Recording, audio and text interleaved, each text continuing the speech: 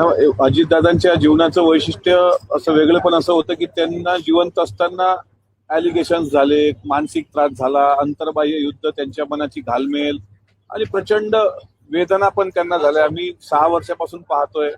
अनेक चढ उतार त्यांच्या जीवनामध्ये आले, पण ते कधी खचून गेले नव्हते.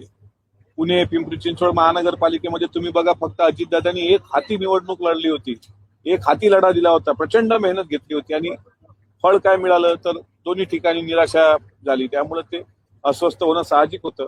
पण ही गोष्ट खरी आहे की एखादा व्यक्ती असेल, ते हयात असतानाच त्याचं जर कौतुक झालं तर बरं वाटतं, पण हयात असतानाच जर त्या व्यक्तीला छळलं गेलं तर निश्चितच ते वेदनादायी असतं.